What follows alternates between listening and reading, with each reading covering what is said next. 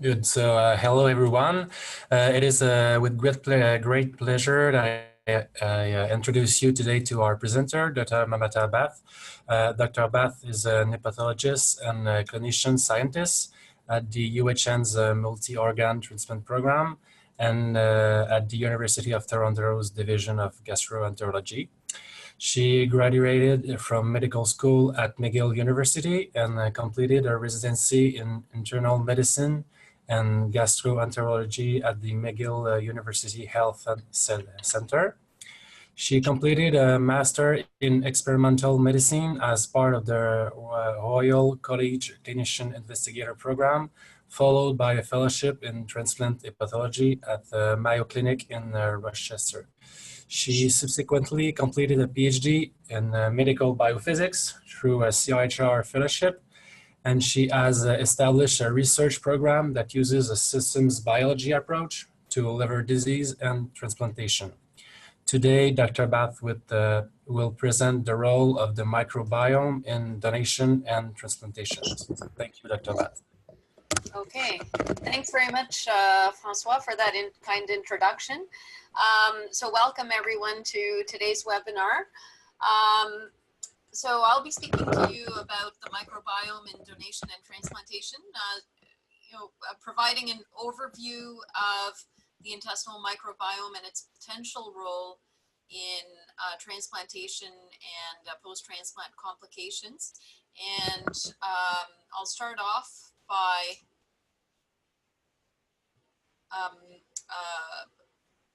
with a description of the intestinal microbiome, followed by a description of tools to study the intestinal microbiome. I'll provide a rationale as to why we should study it in transplantation, and then I'll provide a case study with respect to my work, my lab's work in investigating the microbiome in post-transplant complications. So the intestinal microbiome consists of trillions of bacteria, but it also consists of fungi, protozoans, and viruses that live symbiotically in the GI tract. And the interesting thing about these microbes and organisms is that they produce certain bioactive metabolites. And these metabolites are known to influence host metabolism and immunity by activating cellular pathways and targets.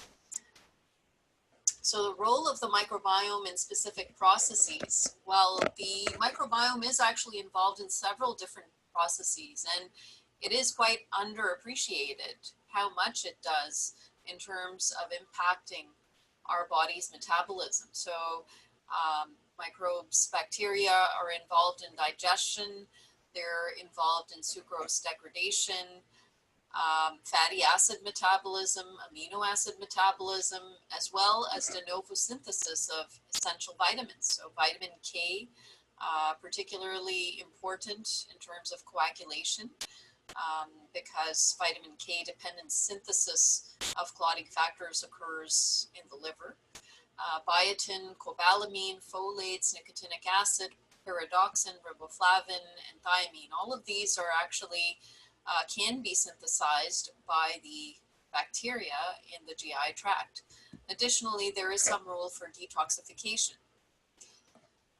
And this figure basically illustrates the different bioactive compounds that are produced by the intestinal microbes, and they do have a role in terms of epithelial maintenance.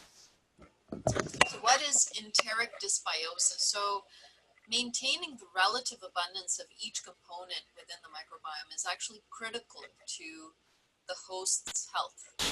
So enteric dysbiosis is the alteration of the composition of the microbiome, and this results in disruption of the integral networks within the host and can consequently result in disease. So as the literature in the last decade has demonstrated, in fact, the microbiome does play a role in type 2 diabetes, inflammatory bowel disease, fatty liver disease, allergies, colorectal cancer, and obesity. And in fact, each of these the role of the microbiome has been demonstrated in each of these through animal models, so where causality has actually been demonstrated. Now, in terms of enteric dysbiosis, the causes include dietary changes, genetic susceptibility, physical and psychological stress, the use of antibiotics, radiation and chemotherapy, as well as response of the immune system. And there is a gut immune system as well that one needs to take into account. And there's also the interaction between different bacterial species that can result in enteric dysbiosis. So next I'll speak to you about the tools that one can use to study the microbiome. There are culture-independent molecular approaches to studying host-microbiome interactions. So there are DNA-based approaches, wherein one is looking at which microbes are there and what they can do. So this is using 16S RNA sequencing and metagenomics, shotgun sequencing. So these are DNA-based approaches. RNA-based approaches, so we'll answer the question as to how do these bacteria respond, what pathways are activated in different settings, in different conditions, and for this one could use metatranscriptomics, which is still really in its infancy, but you know, it is a growing field. And then one could use protein-based approaches, so this would answer the question as to how are these microbes, these bacteria, interacting with the host? What proteins are being produced by these bacteria? And for this, one would use what's called metaproteomics. And here you can see mass spectrometry being used to determine what are differentially expressed proteins in one condition versus the other. And then you could use metabolite-based approaches. So what are the chemicals produced by the microbes? What are the chemical outcomes of their activity? And here again, one would use mass spec or NMR in order to determine what the metabolites produced are. And so this figure summarizes these different approaches, but then adds on a few other approaches. So again, genomic analysis, so 16S RNA sequencing, metagenomics, functional inference. One could use functional analysis, as I mentioned, metatranscriptomics, metabolomics, and metaproteomics, and then culturomics, which is high throughput culturing, and phenotyping, whole genome sequencing that could be used in order to determine better the effects of the bacteria on metabolism. So first of all, I'll start off by talking about some of these DNA-based techniques. So 16S RNA sequencing. So this refers to directed amplicon sequencing of the 16S RNA genes of the bacteria. One can now also perform inferred functional metagenomics. So using the 16S RNA data, one can use certain tools which use machine learning approaches, and I'll get into that in a subsequent slide, what this means. Metagenomic sequencing, shotgun metagenomics, and all of these techniques really will allow a measurement of community function by defining proteins and pathways that could be active in the community, and can allow for inference of the overall functional capacity of the community. So 16S RNA sequencing, what does this mean? So one would collect the sample, so a stool sample, or it could be a sample from any other area that one wishes to examine, so skin, saliva, lung, bronchoalveolar lavage, etc. Isolate the DNA from the sample, and then perform PCR amplification of the bacterial 16S RNA gene, followed by high throughput sequencing of the amplified 16S RNA genes. Then this is followed by data processing, quality control, and analysis using bioinformatic tools.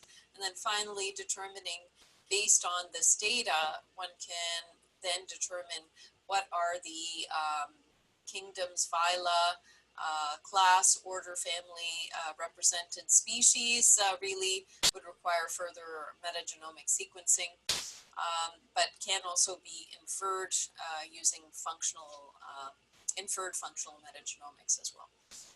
So what is pie crust? So this is an example of inferred functional metagenomics, and what one can do is actually use the 16S rRNA sequencing data and using a known reference data set. So what they did for PyCrust was basically they used the microbiome, the human microbiome project data, and they used the correlation of the 16S RNA sequencing with the metagenomic sequencing in that database, and they're able to use that tool that associates that relationship between 16S RNA sequencing and metagenomics, which provides the actual bacterial genes present in a sample. And using that correlation, they apply that particular machine learning algorithm to then determine what is the presence of bacterial genes in a particular 16S RNA sequencing data set. So this is basically a machine learning approach, and this goes into many details, but basically, ultimately, what they're doing is inferring the metagenome in a 16S RNA sequencing data set. Other tools, so I mentioned functional state, so metatranscriptomics, metaproteomics, metabolomics. These are approaches that are still in their infancy, but they do hold promise for developing microbiota-based therapies and as well as assessing human clinical studies. Culturomics, so culturomics is basically it involves isolation of microbial species from the microbiome, and then culturing these species by high throughput techniques involves use of barcoded plates with non-selective agar or liquid medium, and then the resulting microbes that are selected for can then be whole genome sequenced to examine their genetic traits. So one has to select the colonies and then use a proteomics approach to determine what are the proteins present, and then one can identify the species ultimately. So then what I'll do is now talk to you about why we should study it in transplant, what is the rationale behind this, and what is the literature so far in transplantation. So recent literature in the last few years, there has been growing literature suggesting a role for the microbiome in development of post-transplant complications. Now, causality hasn't been demonstrated, but really so far there have been studies demonstrating or characterizing the microbiome in the post-transplant setting. And the interest in this is really because you have a combination of different aspects that likely will influence the microbiome. So many of our patients will receive antibiotics perioperatively and post-transplant. They're on immunosuppression, lifelong immunosuppression. There is likely increased production of LPS, for example, in cirrhotic patients, and you know, they already have a disturbed microbiome, but then with the increased gut permeability that will tend to persist post-transplant, there is the possibility of endotoxins being released into the bloodstream. And then there are certain types of bacterial taxa that have been found to be overrepresented, which I'll get into in the next few slides. So we actually performed recently a systematic review of the literature of the intestinal microbiome in transplant, and this is a paper that we will be submitting shortly. So what we did was we performed a PubMed search. So a student of mine performed a PubMed search looking at the intestinal microbiome in transplantation, and using these terms, was able to identify several abstracts, which finally were distilled down to really 6 clinical studies. So not a huge number of studies actually post-transplant, but ultimately we had 6 clinical studies that were included, and this actually refers to 11 reviews plus those clinical studies. And if one looks at that literature, this includes 7 liver and 4 kidney transplant patient groups, and 9 to 60. So there's a range of 9 to 60 transplant patients included in those studies. Mostly these were samples obtained within the first few months post-transplant. And basically what they've done is characterize the microbiome post-transplant. The main findings are overall that there is reduced bacterial diversity as reflected by the Shannon's Diversity Index. They also have found in one study that the abundance of Faecalibacterium prausnitzii was associated with increased tacrolimus levels. Additionally, reduced diversity was associated with development of acute cellular rejection, as well as post-antibiotic use. And another interesting finding that was demonstrated in a few of those studies was that although the SDI, or the Shannon's Diversity Index, increases from pre to post-transplant, it is still decreased as compared to healthy controls. So again, reflecting the enteric dysbiosis that does exist in transplant recipients. I would say one important paper that was published in the liver transplant patient population demonstrated favorable changes in gut microbial functionality corresponding to bile acids, ammonia, endotoxemia, lipidomic, and metabolomic profiles, and these actually correlated with improved cognitive function over time post-transplant. So as you know, cirrhotic patients will often have hepatic encephalopathy, and then post-transplant, many of these patients will take some time to recover normal cognitive function. And what this study actually demonstrated was that over time, there was an improvement in the gut microbial diversity and dysbiosis over time, and this was accompanied by these favorable changes. And this was over a 6-month period post-transplant.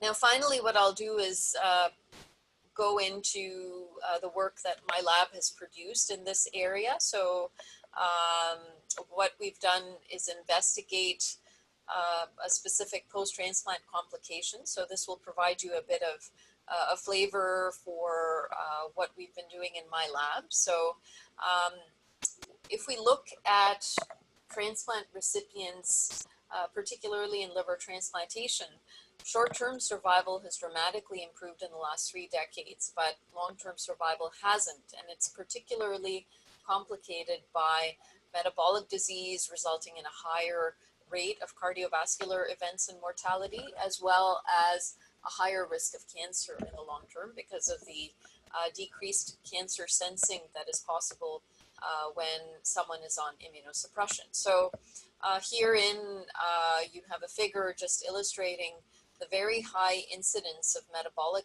disease, metabolic syndrome, and obesity, diabetes, hypertension, hyperlipidemia post-transplant. So all of these actually are quite high in incidence post-transplant, much higher than the general population.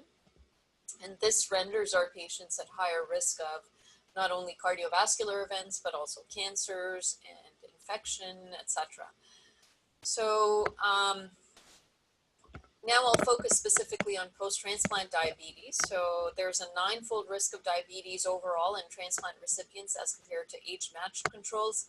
And the risk factors are age, increasing age, male sex, body mass index, and the use of immunosuppressive therapy. So calcineurin inhibitors as well as mTOR inhibitors actually cause hyperglycemia and insulin resistance. And as I mentioned, this is a risk factor for adverse outcomes post-transplant. So post-transplant diabetes does affect survival. So this is data from my group. So we use the SRTR data, the Scientific Registry of Transplant Recipients, and using a machine learning approach, we identified certain predictors of post-transplant diabetes, which I discussed in the previous slide, but basically it was, again, increasing age, male sex, as well as use of sirolimus. And we also found, this is just to demonstrate the point that post-transplant diabetes does decrease 10-year survival significantly as compared to patients without diabetes. And it actually is rendered similar to survival of patients with pre-existing diabetes, as you can see in this figure. So here is the pre-existing diabetes population. This is the no pre-existing but presence of post-transplant new onset diabetes, and then you have no diabetes post-transplant. And so I spoke about this already. We recently performed an integrative analysis of all high throughput gene expression data in the literature. So from the gene expression omnibus, and we found some, using this integrative approach, we were able to identify certain genes that were particularly associated with pancreatic B-cell, beta cell apoptosis and decreased insulin secretion. And these were actually particularly significant in those on calcineurin inhibitors.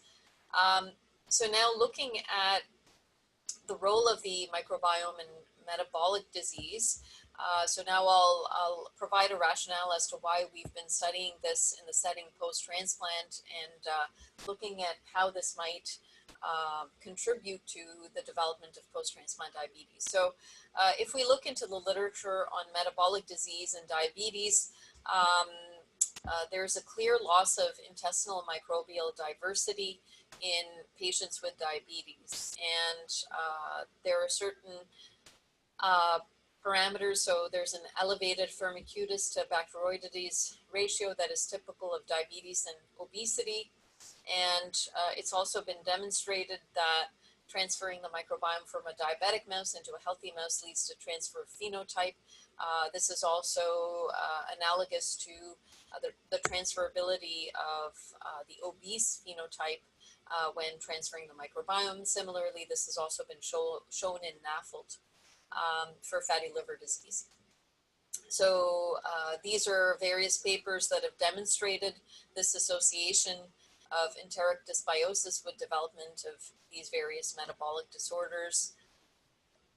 There's also, this was the first metagenomic analysis of the microbiome in diabetes, and they reported a moderate degree of microbial dysbiosis, which was associated with a decrease in the abundance of butyrate-producing bacteria.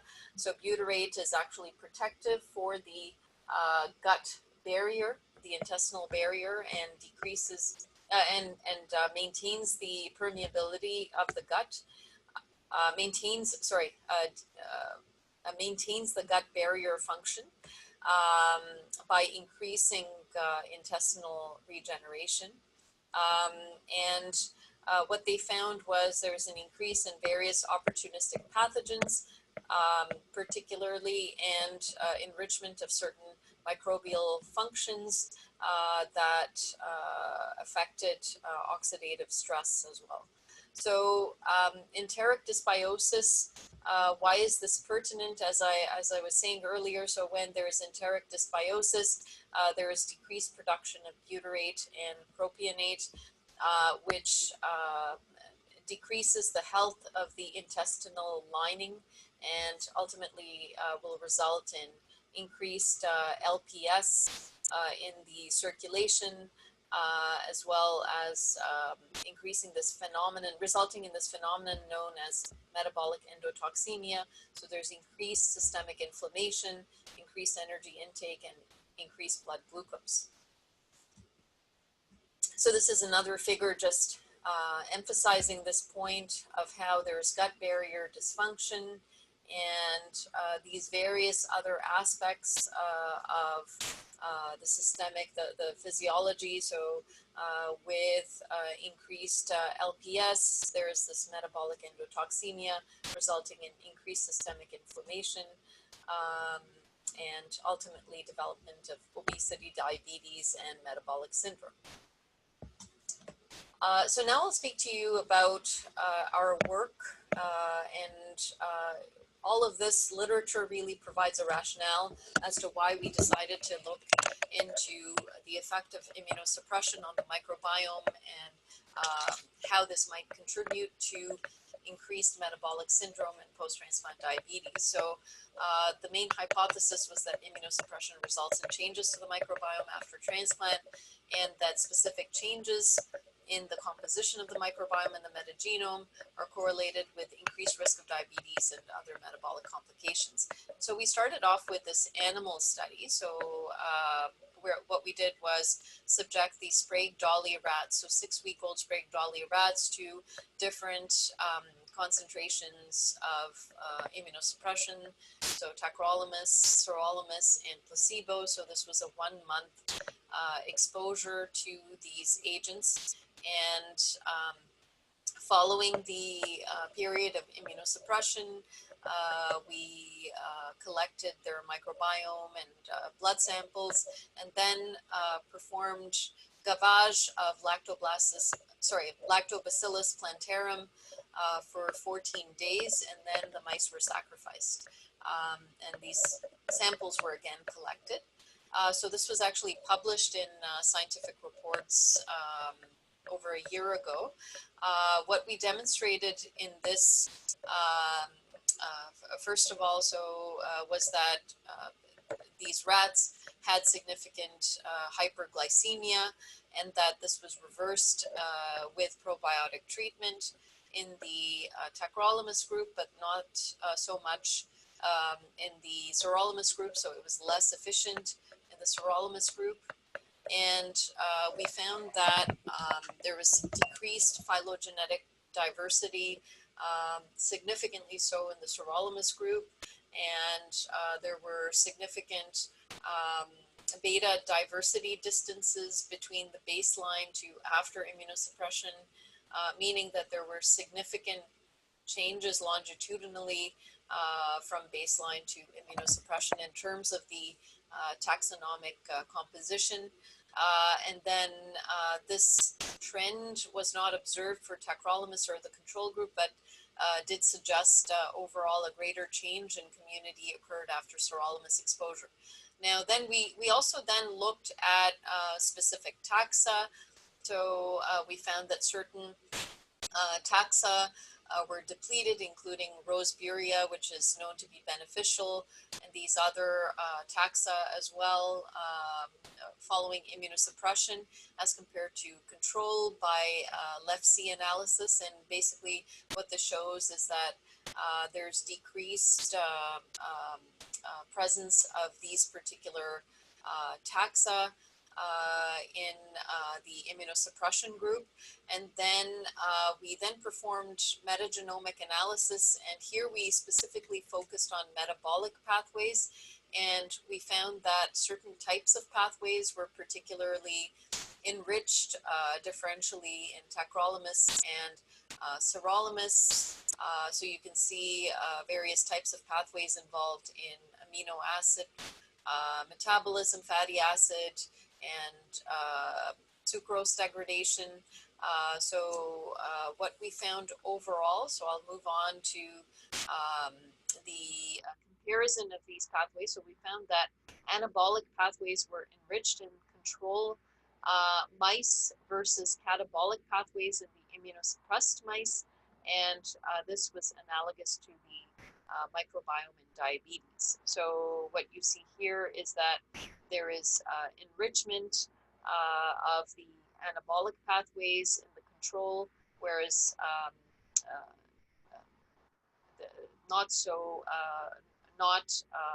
versus the catabolic pathways. And in the tacrolimus and the sirolimus groups, additionally, there were differential changes in the anabolic versus catabolic pathways. But overall, the catabolic pathways were more so enriched in the sirolimus and tacrolimus groups as compared to the control.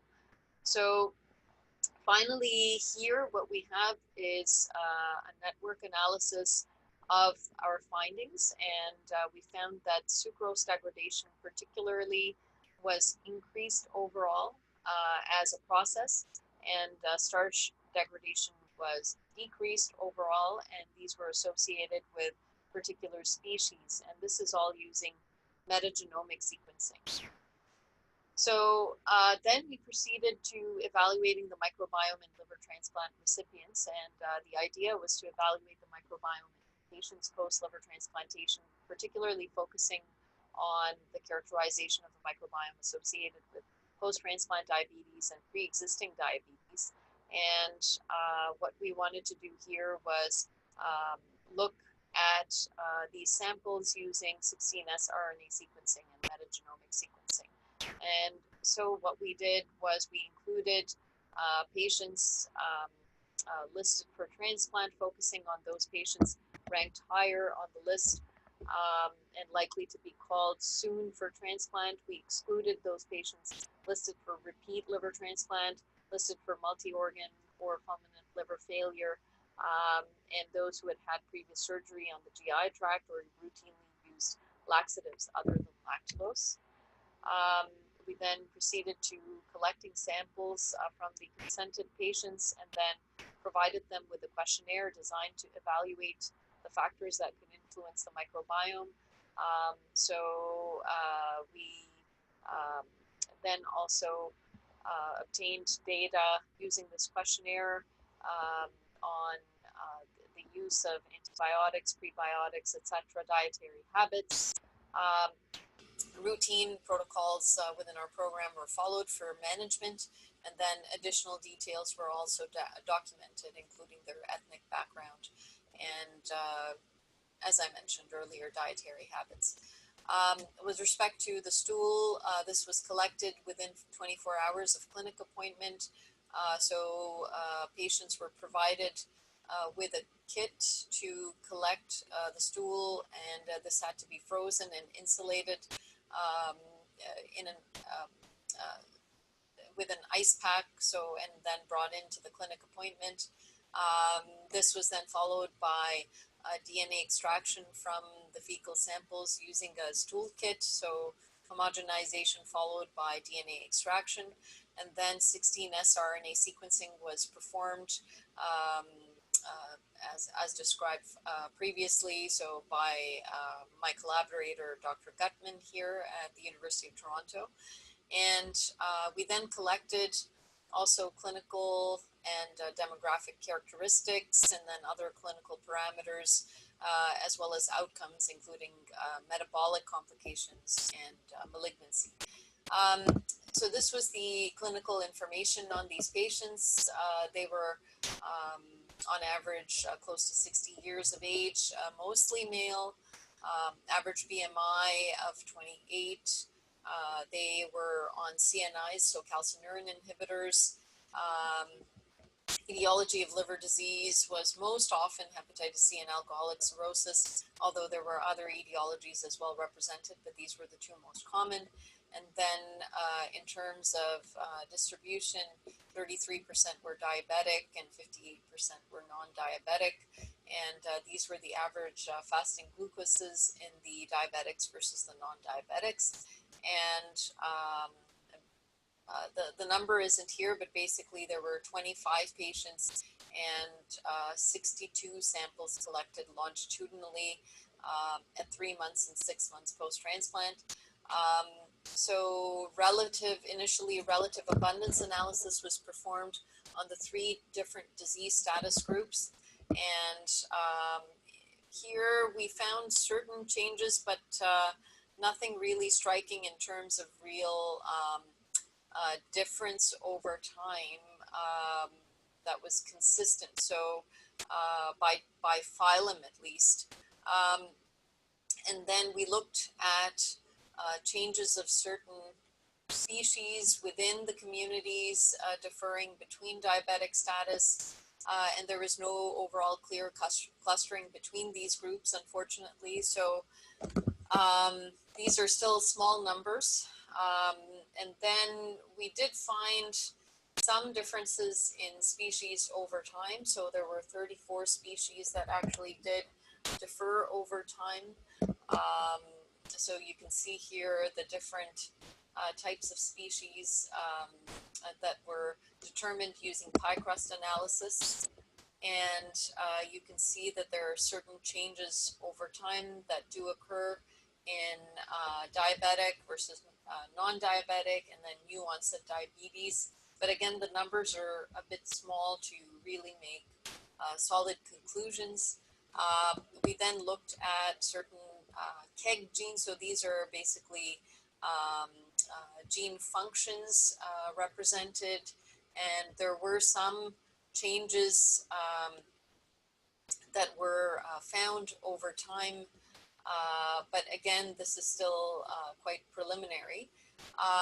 Now, interestingly though, using the pie crust analysis, when we looked at certain types of genes, so when we classify the genes that are predicted by pie crust, we did find that certain types of genes were more found over time. So if you look at genes involved in carbohydrate metabolism, amino acid metabolism, and energy metabolism, these actually did increase in presence in the microbiome at 3 months and 6 months, as opposed to baseline. So there was a 5-fold increase in genes involved in carbohydrate metabolism and 5.5 fold change as compared to baseline at prior to transplant. And similarly, in terms of amino acid metabolism, there was an over 4-fold increase in genes involved in amino acid metabolism and over 4.5-fold at 3 months of energy metabolism related genes, and close to 6 times the number of genes related to energy metabolism at 6 months. So you can see here the different types of bacterial genes here that are listed and all associated with these different types of metabolism that we found to be significantly increased in presence at 3 and 6 months. Then we also looked as a secondary analysis, just out of interest, at the overall population as well over time.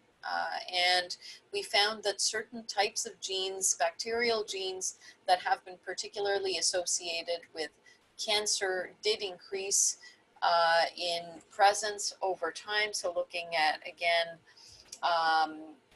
at 3 months, 6 months, and 12 months. So these are cancer associated, and then infectious disease associated genes. So these are bacterial genes that are known based on the literature to increase the risk of cancers and infectious disease. So these are all interesting data that we have now generated based on predicted functions, bacterial functions.